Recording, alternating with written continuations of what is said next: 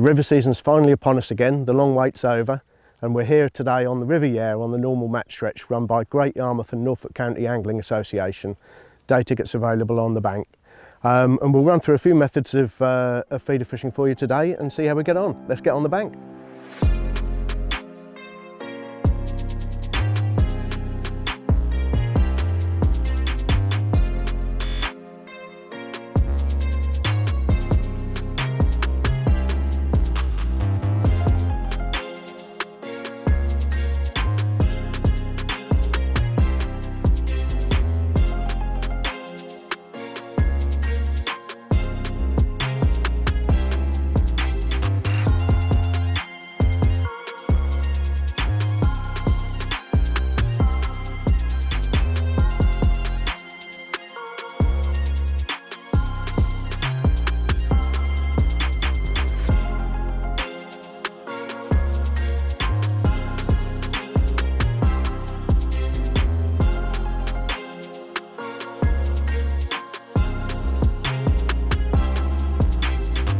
You're joining me today on a beautiful River Yare. This is our normal match stretch, which we fish most of the open matches regularly on Saturdays through most of the season.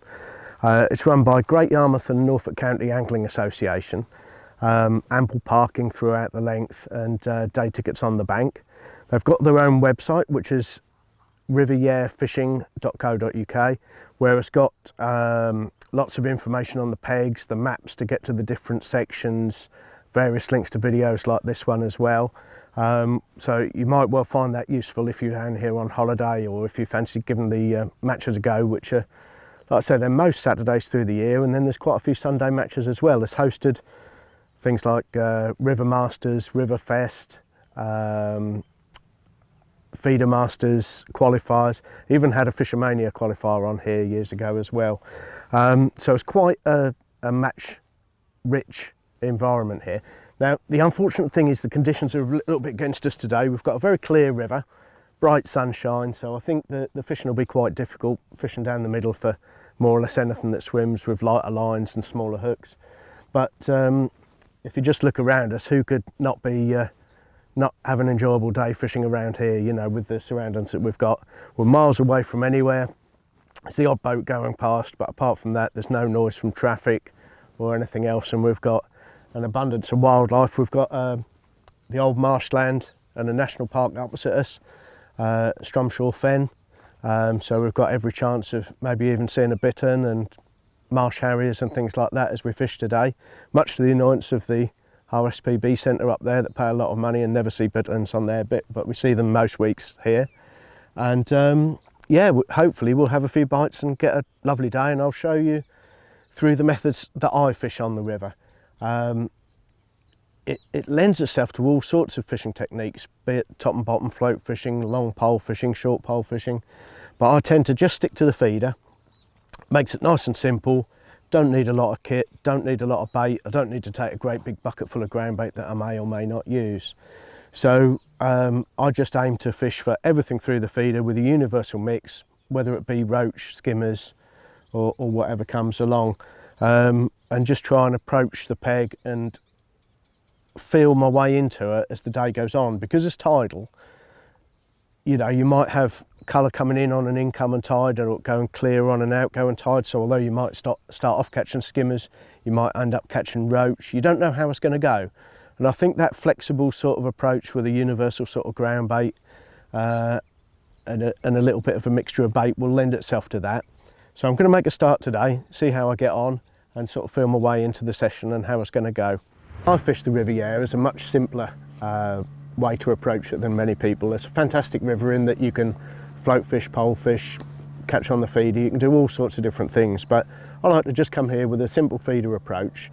So I just like to approach it with one simple universal mix that I know will catch me everything. A lot of the bites will be as soon as the feeder hits the bottom. So for that element I've got F1, which a lot of people will think, well, you don't really want a fish meal mix and whatever, but F1 has just crushed up expander pellets, so it's only got fish oil, it's not got fish meal in it. Also provides the dark base that we need for the clear river we've got today. So that's the base ingredient. And then I've added deep water, which is a lot more versatile than the name suggests. It's a very good all-round natural mix. Got the sweet skimmer as well, so I'm going to use equal portions of that. And the only other thing which I think is very important on all flowering venues is a liquid sweetener. So I'm going to be adding a couple of capfuls of this to the ground bait, and it gives it that lovely brasamy caramel smell that the sweet skimmer's got as well.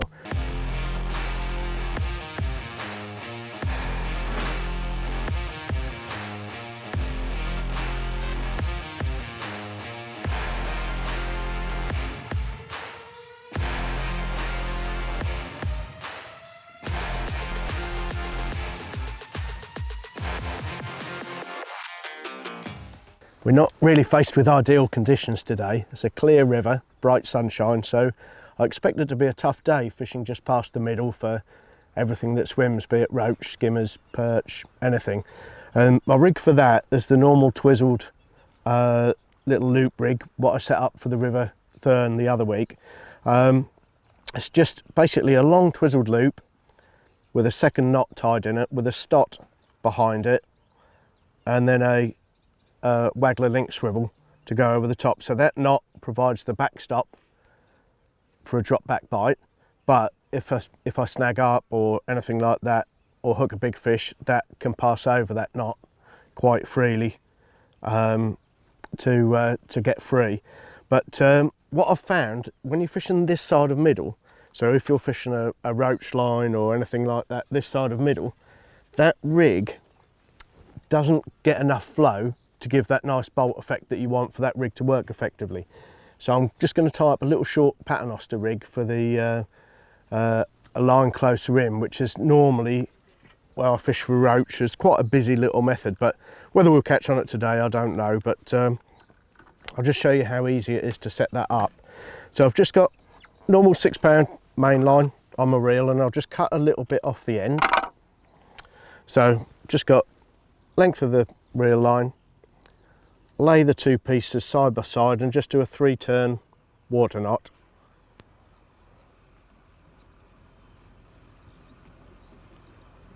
And that provides the little junction for a fixed paternoster rig that I need there. So the bit that comes out of the top of the knot, that'll get a little quick chain swivel for my hook length to go on, and the bit coming out of the bottom of the knot, that'll get a Waggler link swivel for tying my feeder on.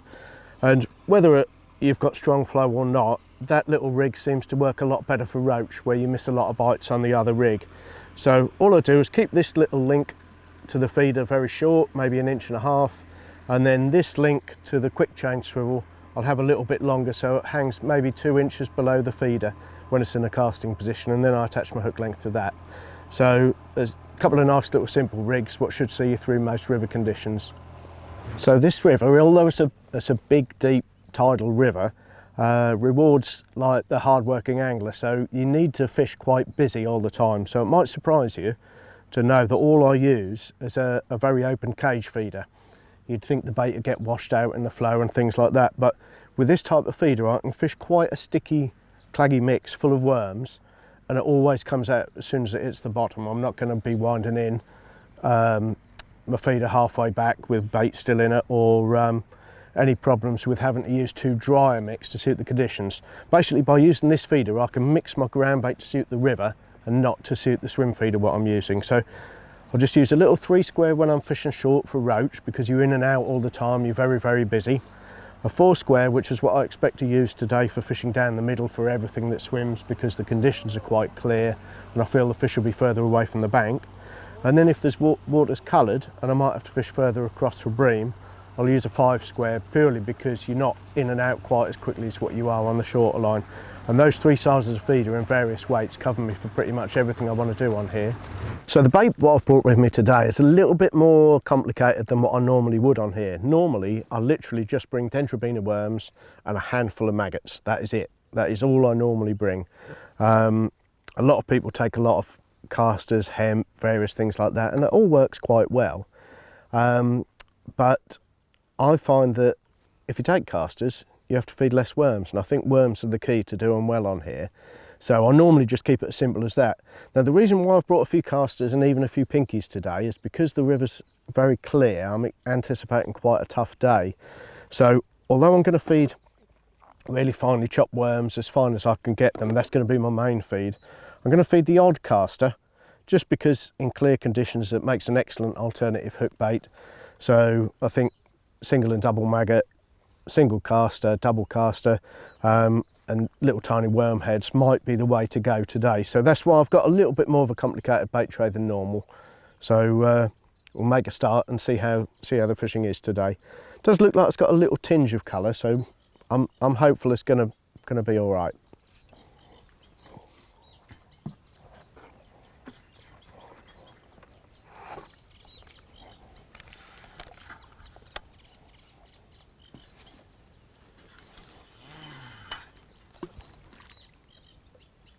So we're at our first fish here on the Riviera today. Not quite sure what it is. Oh. It's a hybrid, little hybrid, roach bream hybrid. So the way we're fishing today, basically, we're using small baits and relatively small feeders and feeding a little bit of everything.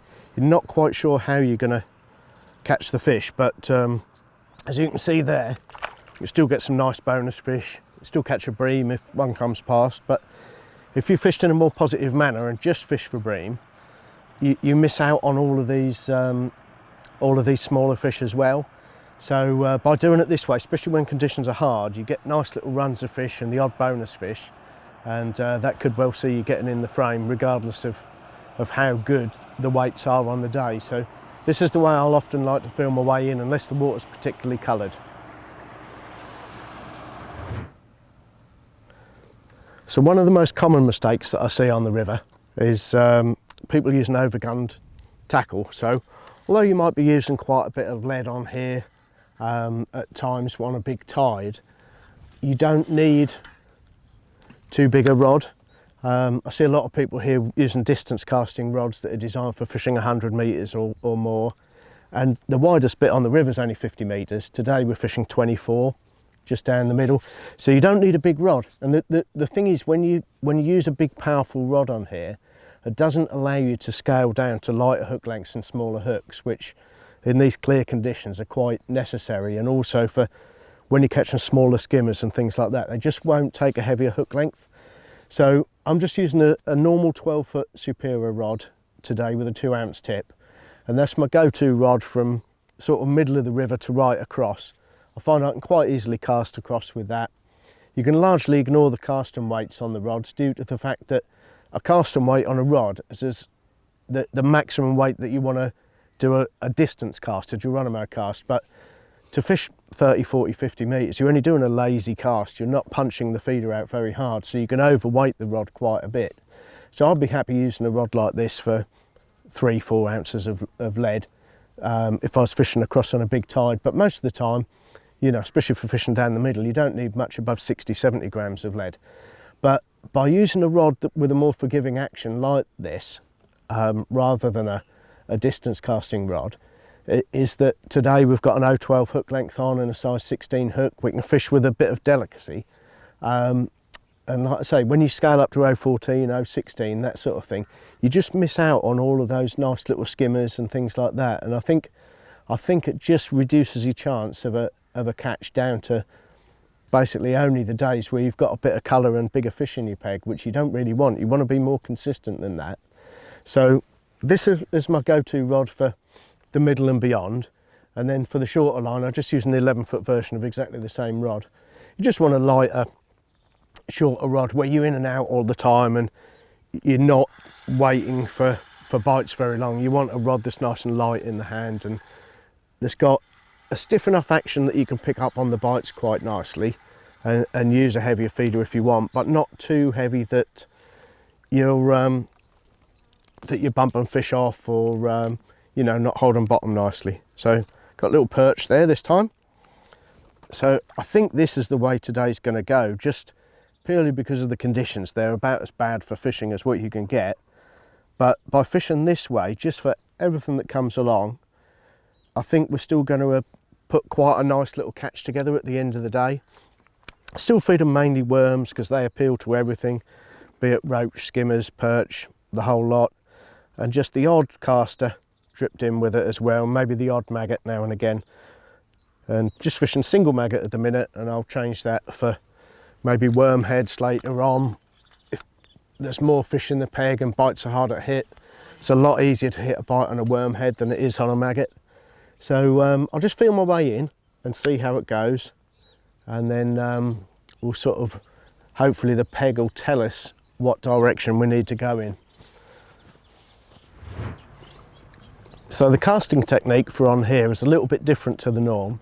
On maybe a shallower, more powerful river like the Trent, you might not be able to do it this way, but this flow on here is always quite steady, so you can usually get away with clipping up all the time.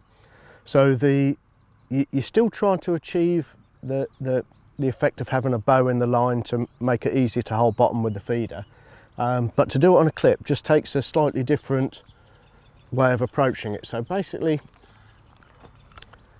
just do a gentle cast to the clip and then hit the clip with the rod in a vertical position.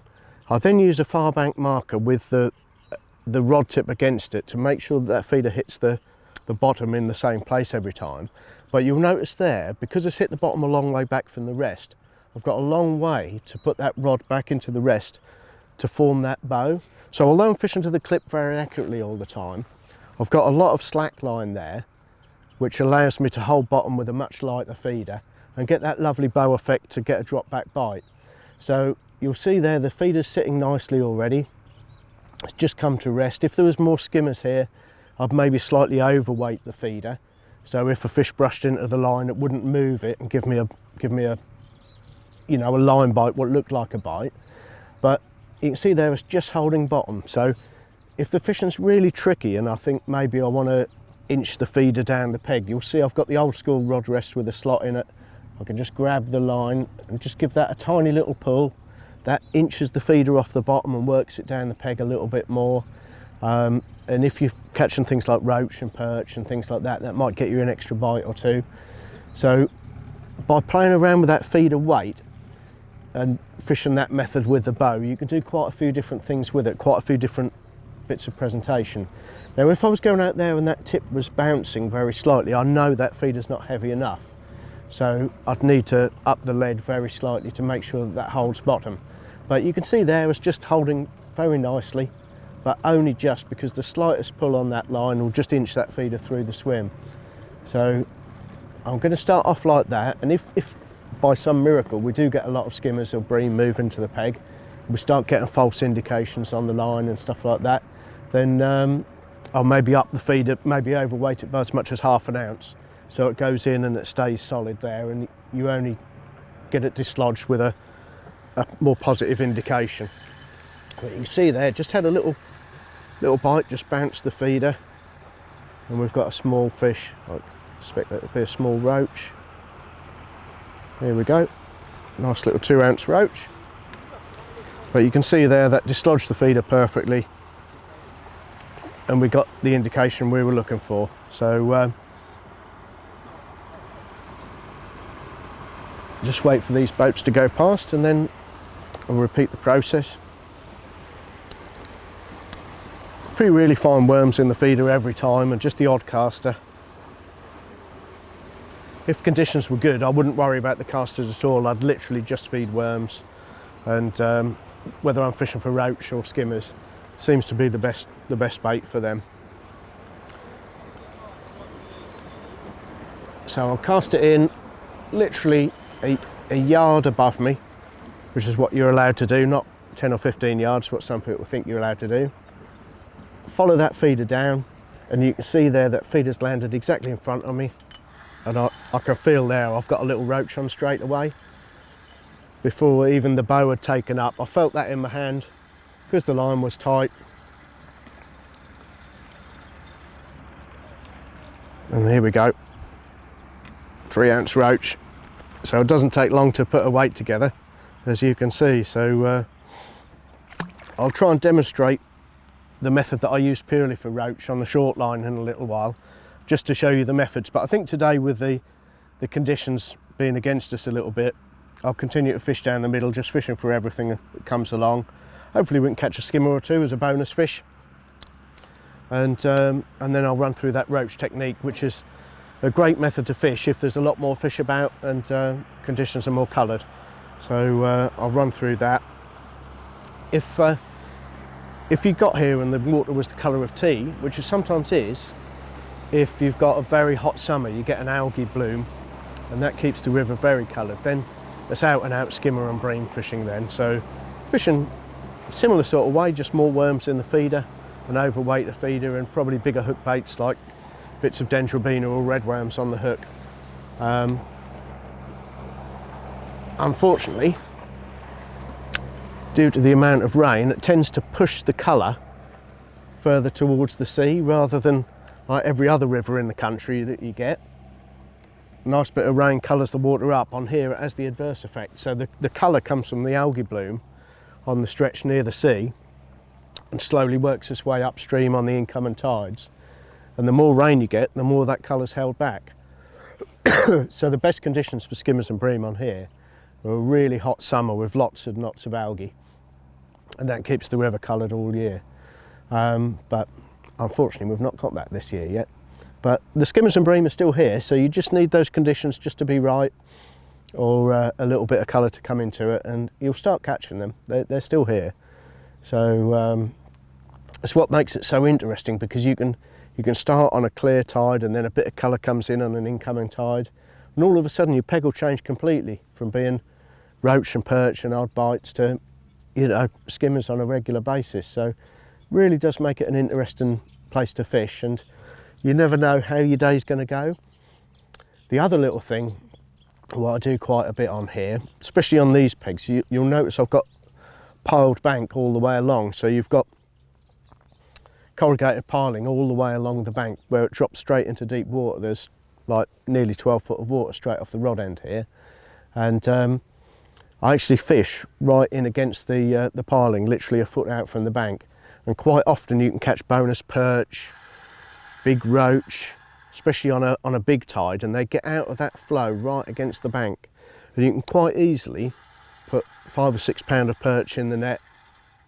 And on a match where maybe low double figures will win, you can see how big a, you know, advantage that will give you. So here we go, lovely little skimmer. Still fishing that 012 and a 16 single fluoro maggot.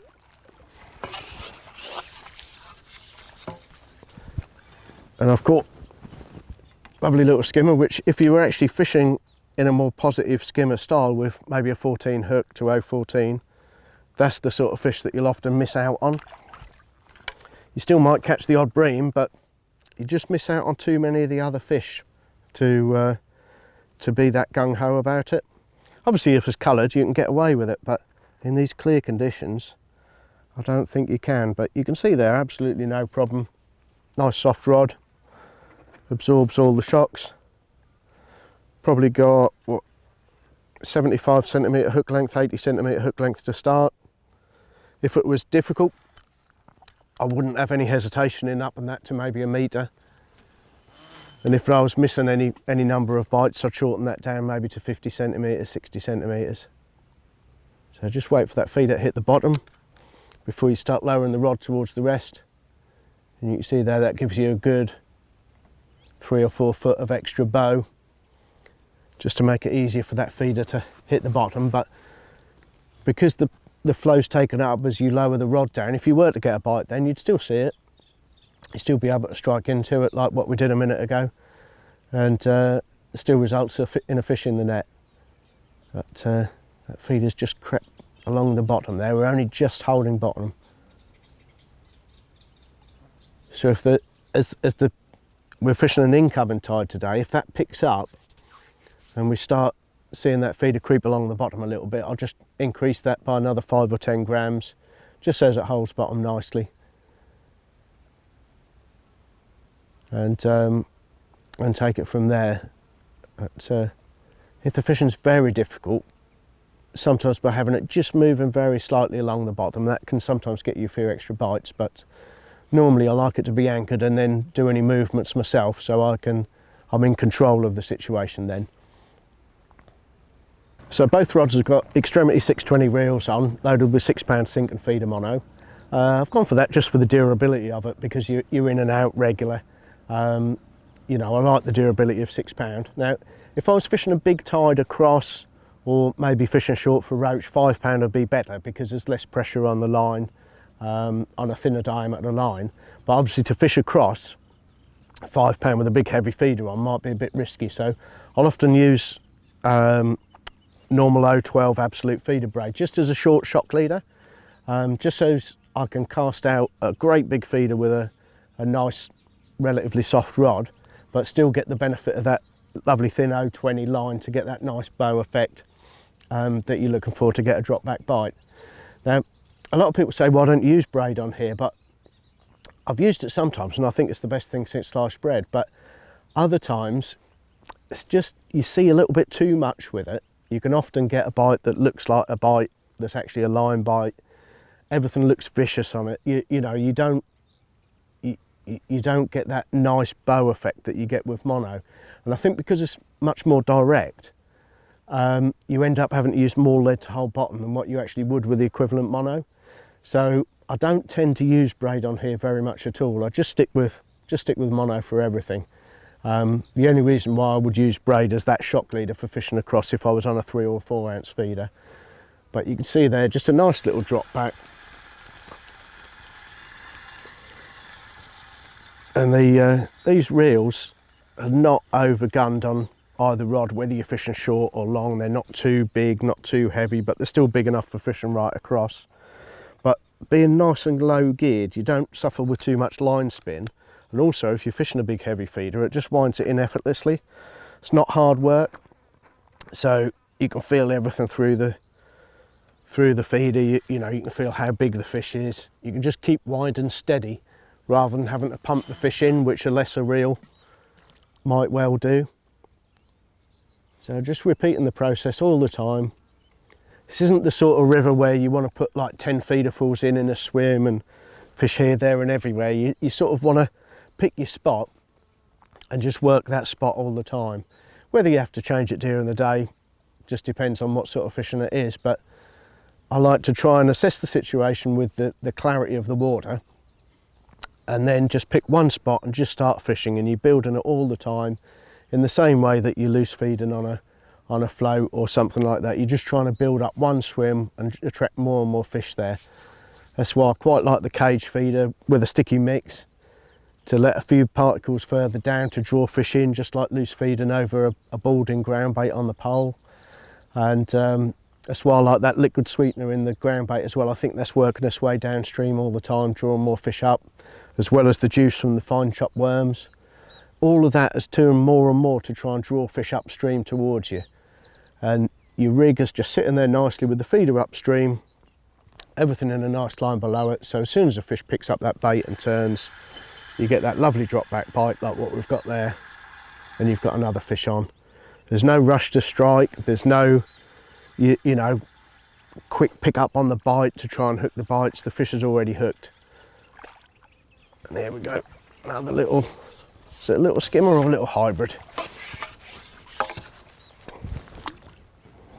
Good job I netted that, lovely little skimmer. Like I say, just reinforces the fact that you've got to use that slightly lighter gear in these conditions to catch those fish. You just miss out on them on heavier gear all the time. Maggot had folded over the hook point that time, so it was lucky we got that in. So, another little homebred fluoro special, just a single one on there. Fine chopped worm, the odd caster in there. Just tidy the feeder off a little bit, and that's ready to go in. And I'm confident that all of that gets to the bottom, apart from the rough edges, which just go a little bit further downstream and just help draw a few more fish in. Just let that hit the bottom before you lower that down towards the rod rest, and then just lower that in, and that gives you that extra 3, 4, 5 foot of bow, just to help that feeder hold bottom. If you were direct to it on a tight line, you'd find you'd need a much heavier feeder to hold bottom than what we are, just fishing that little bit of bow.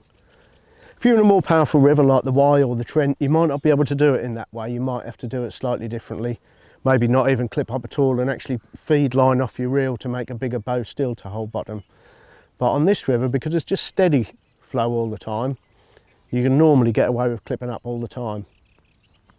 So it just keeps it nice and accurate. Probably less important when the river's a bit clear like this, but certainly when it's coloured, the more accurate you can be then, the better. So another bite straight away.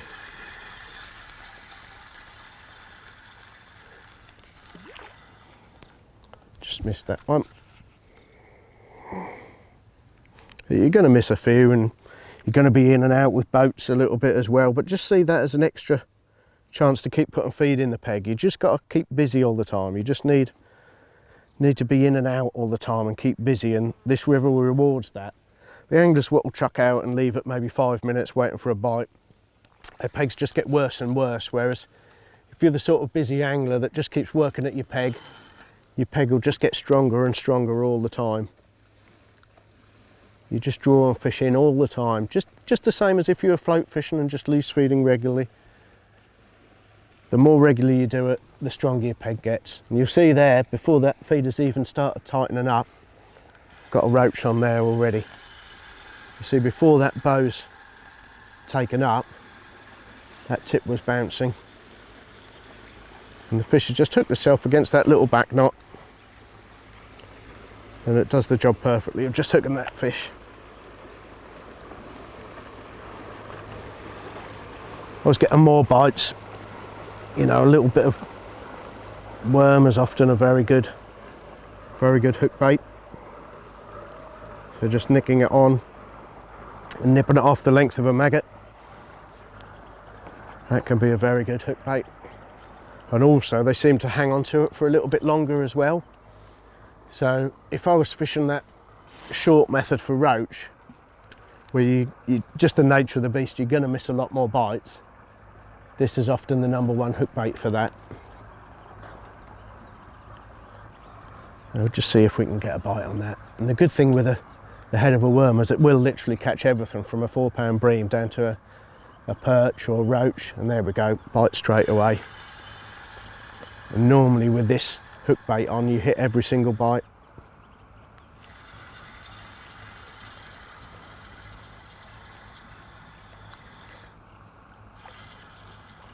What have we got this time?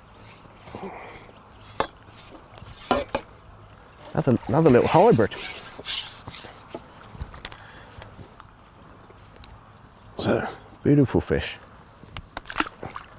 Another quick 8 ounces in the net.